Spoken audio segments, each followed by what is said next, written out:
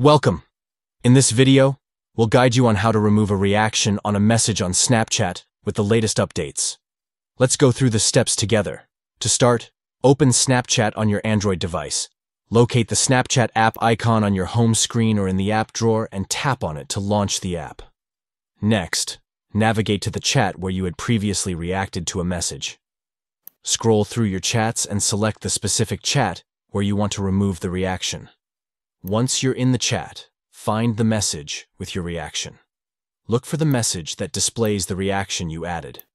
To remove the reaction, long press on the message with your reaction. After long pressing, tap on the reaction again to trigger the option to remove it. By following these steps, you can easily remove a reaction on a message on Snapchat using your Android device. Manage your reactions in chats efficiently and maintain clear communication with your friends. Removing reactions on Snapchat messages has been made simple with the updated features that allow you to quickly undo your reactions. Thank you for watching, and enjoy customizing your reactions on Snapchat messages effortlessly.